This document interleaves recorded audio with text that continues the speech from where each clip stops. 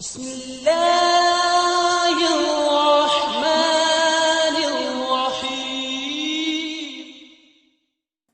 نحمده ونصلي على رسوله الكريم أما بعد أعوذ بالله من الشيطان الرجيم بسم الله الرحمن الرحيم إن الله لا يغير ما بقوم حتى يغير ما بأنفسهم وإذا أراد الله بقوم سوءا فلا مرد له وما لهم من دونه من وال صدق الله العظيم قال النبي صلى الله عليه وسلم يوشك أن يأتي على الناس زمان لا يبقى من الإسلام إلا اسمه ولا يبقى من القرآن إلا رسمه مساجدهم عامرة وهي خراب من الهدى. محترم معزز سامعین کرام، گزشتہ دوسرے ہفتے میں آپ حضرات کے سامنے بات آئی تھی کہ آج مسلمان دنیا میں پریشان کیوں. اسی موضوع کے تحت جناب نبی کریم صلی اللہ علیہ وسلم کی 3 پیشین گوئیوں میں سے ایک پیشین گوئی کو گزشتہ ہفتہ آپ کے سامنے پیش کیا گیا کہ یوشک ان یأتی علی الناس زمان لا یبقى من الاسلام الا اسم، کہ ایک ایسا زمانہ آنے والا ہے کہ اس میں صرف اور صرف اسلام کا نام باقی رہ جائے گا. دوسری پیشن گوئی جناب نبی کریم صلی اللہ علیہ وسلم نے یہ فرمایا کہ ولا یبقى من القرآن الا رسمه، کہ ایک ایسا زمانہ آنے والا ہے، ایک ایسا دور آنے والا ہے کہ جس میں قرآن کریم کے صرف اور صرف حروف باقی رہ جائیں گے، قرآن عظیم کی روح باقی نہیں رہے گی. قرآن کریم خوب دستیاب ہوگا، قرآن کریم کے پڑھنے والے، قرآن کریم کے رٹنے والے، قرآن کریم کے پڑھنے والے طلبہ بھی ہوں گے، قرآن کریم کے حفاظ بھی ہوں گے، مگر قرآن کریم کو عملی زندگی میں داخل کرنے والے زیرو کے درجے میں ہوں گے. آج آپ حافظ قرآن ایسے دیکھ رہے ہوں گے کہ ان کی صورت، ان کی شکل، ان کا لباس، ان کا حلیہ، ان کے اعمال، ان کا چال چلن کسی بھی چیز سے پتہ نہیں چلتا کہ عرش معلیٰ سے اترا ہوا، لوح محفوظ سے منتقل ہونے والا، شاہ کونین، تاجدار 2 جہاں کے واسطے سے امت کو پہنچنے والی خدا پاک کی امانت ان کے سینے میں موجود ہے.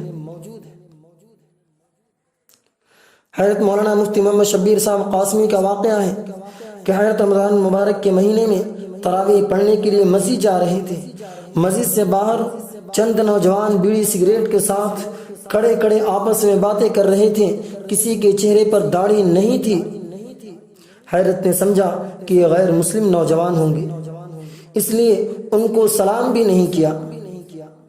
حیرت کی انتہا نہ رہی کہ انہی نوجوانوں میں سے ایک نماز میں حضرت کے بغل میں کھڑے ہو کر تراویح پڑھانے والے حافظ صاحب کو لقمہ دینے لگا. یہ دیکھ کر حضرت کو بڑا افسوس ہوا کہ ایک حافظ قرآن کو شکل و صورت کی وجہ سے مسلمان بھی نہ سمجھ سکا. یہ تو بہت پہلے کا واقعہ ہے، بعد میں آج آپ کو ایسے حلیے کے بے شمار حافظوں سے ملاقات ہوگی.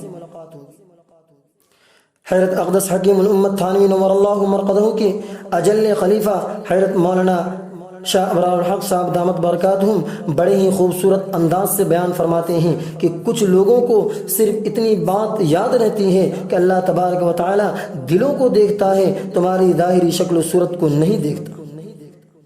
میرے بھائیوں، یہ بات تو ان لوگوں کو کہنے کا حق ہے کہ جن کی ظاہری شکل و صورت نبی کریم صلی اللہ علیہ وسلم کی شکل و صورت کی طرح ہو.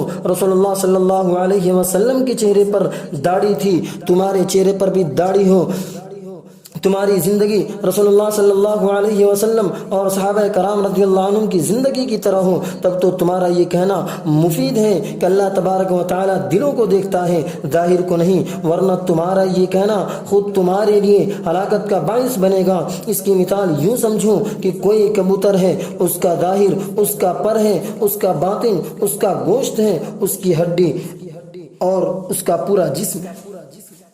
اب اگر اس کا پر کاٹ دیا جائے تو اس کے جسم پر کوئی اثر نہیں پڑے گا، اس کو کوئی تکلیف نہیں ہوگی. لیکن کیا وہ اپنے آپ کو دشمنوں سے بچا بھی سکتا ہے یا نہیں؟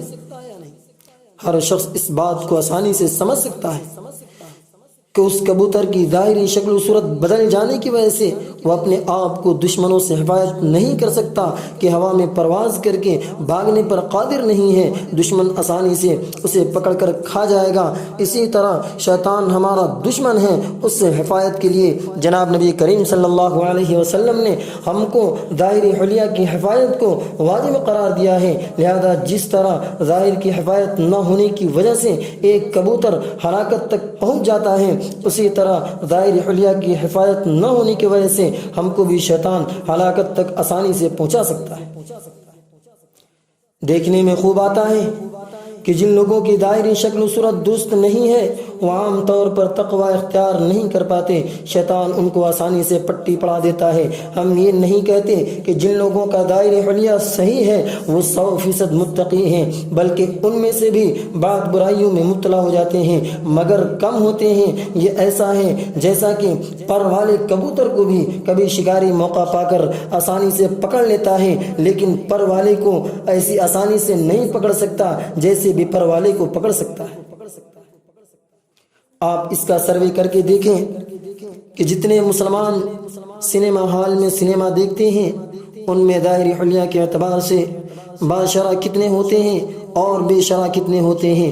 5% بھی مشکل سے آپ کو باشرح مل سکتے ہیں اور 95% آپ کو بے شرح ملیں گے۔ اسی طرح شراب خانوں کا سروے کریں گے تو 99% بے شرح اور بے داڑھی کے ملیں گے، 1% بھی داڑھی والا مشکل سے ملے گا۔ لہذا اگر 99% بھی شرعی داڑھی رکھ لیا ہوتا تو شراب خانے میں ان میں سے بھی بجائے 99% کے صرف 1% رہ جاتا، اور سنیما ہال میں بجائے 95% کے 5% یا اس سے کم رہ جاتا۔ تو کیا یہ ظاہری شکل و صورت کا فائدہ نہیں ہے؟ کیا آقا نامدار علیہ الصلوۃ والسلام نے ظاہری حلیہ درست رکھنے کا جو حکم فرمایا ہے اس کے پیچھے بے شمار فوائد نہیں ہیں؟ لازمی طور پر ہر ایماندار ان فوائد کو محسوس کرے گا۔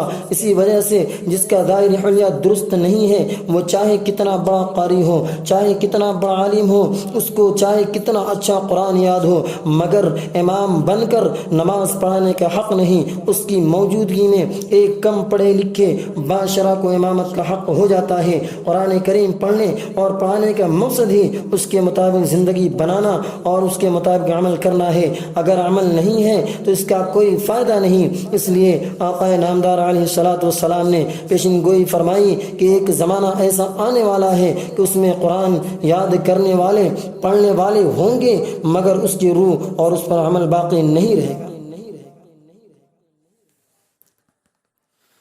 جناب نبی کریم صلی اللہ علیہ وسلم نے ارشاد فرمایا کہ جو شخص قرآن پڑھ کر اس کے مطابق عمل کرتا ہے اور عمل کے ارادے سے قرآن کریم پڑھتا ہے اس کے لیے 2 بشارتیں ہیں۔ ایک بشارت اس کے والدین کے لیے ہے، اللہ تبارک و تعالی قیامت کے دن اس کے والدین کو ایسا تاج پہنائے گا کہ اس تاج کی روشنی سورج کی روشنی سے بھی کہیں زیادہ ہوگی، بلکہ آقا نامدار علیہ الصلوۃ والسلام نے ایک مثال دے کر بتلایا کہ کسی بلب یا لیمپ کو کھلی فضا میں جلانے سے جتنی روشنی محسوس ہوتی ہے اس سے زیادہ کسی کمرے یا ہال میں جلانے سے ہوتی ہے۔ تو فضا میں سورج کی جس قدر روشنی ہم کو محسوس ہو رہی ہے اس کا اندازہ سب کو ہے۔ اب اگر سورج کو کسی حال میں داخل کر دیا جائے تو کس قدر روشنی ہوگی۔ آقا نامدار علیہ الصلوۃ والسلام نے فرمایا کہ قرآن پڑھنے کے بعد اس پر عمل کرنے والے کے لیے عمل کرنے والے کے والدین کے سر پر جو تاج رکھا جائے گا اس کی روشنی اس سے بھی زیادہ ہوگی۔ دوسری بشارت خود اس کے لیے ہے جو قرآن کریم پڑھ کر اس پر عمل کرتا ہے۔ آقا نامدار علیہ الصلوۃ والسلام نے فرمایا کہ قرآن کریم پر عمل کرنے والے کو اللہ تعالیٰ کے یہاں کیا مقام ملے گا اس کو مجھے بیان کرنے کی ضرورت نہیں ہے۔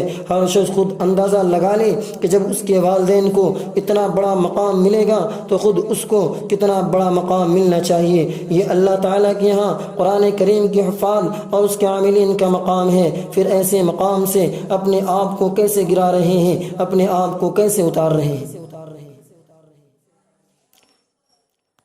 حدیث ہے حضرت عبداللہ بن عمر رضی اللہ عنہ نے حضور اقدس صلی اللہ علیہ وسلم کے ارشاد نقل کیا ہے کہ قیامت کے دن صاحب قرآن سے کہا جائے گا کہ قرآن شریف پڑھتا جا اور جنت کے درجوں پر چڑھتا جا اور ٹھہر ٹھہر کر پڑھ، جیسا کہ تو دنیا میں ٹھہر ٹھہر کر پڑھا کرتا تھا، بس تیرا مرتبہ وہی ہے جہاں آخری آیت پر پہنچے۔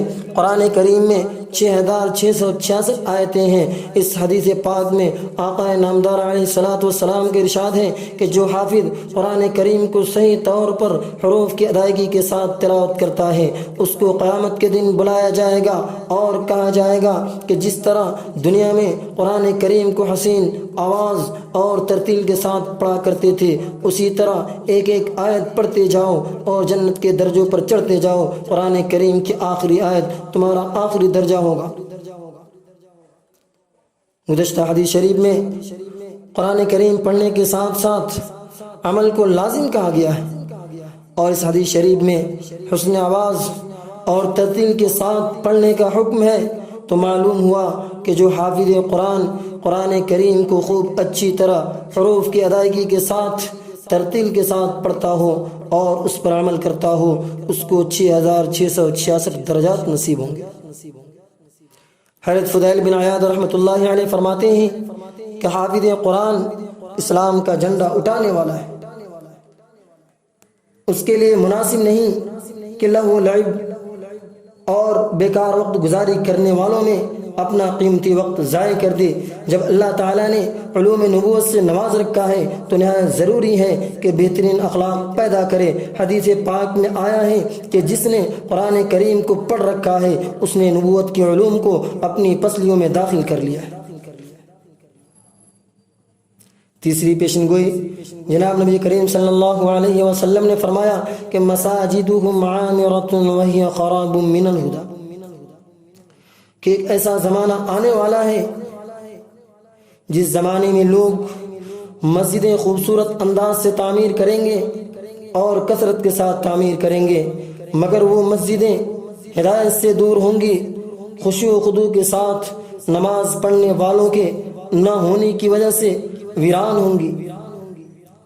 آج کل کے زمانے میں دیکھنے میں آتا ہے کہ رمضان کے مہینے میں مساجد میں جگہ نہیں ملتی، اور وہ بھی پہلے عشرے تک، پھر دوسرے اور تیسرے عشرے تک مسجدیں خالی ہونی شروع ہو جاتی ہیں، اور جو ہی رمضان گزر گیا مسجدیں نمازیوں سے یتیم ہو گئی، جو ہمارا اور آپ کا مشاہدہ ہے۔ اگر رمضان میں ایک مسجد میں 200 نمازی ہوتے ہیں تو رمضان کے ختم ہونے کے بعد 200 کی جگہ پر 10 نمازی مشکل سے ہوتے ہیں۔ اگر رمضان میں 2000 نمازی ہوتے ہیں تو رمضان کے ختم ہونے کے بعد 40-50 نمازی مشکل سے ہوتے ہیں۔ کیا مسجدیں صرف رمضان کے لیے اور تراویح کے لیے تعمیر کی جاتی ہیں؟ بلکہ مساجد کا اصل مقصد یہ ہے کہ تمام مسلمان فرض نمازوں کو مسجدوں میں جا کر جماعت کے ساتھ ادا کریں، اور فرض نمازیں رمضان اور غیر رمضان ہر زمانے میں یکساں طور پر حکم رکھتی ہے۔ تو پھر کیا وجہ ہے کہ مسجدیں 12 مہینوں میں سے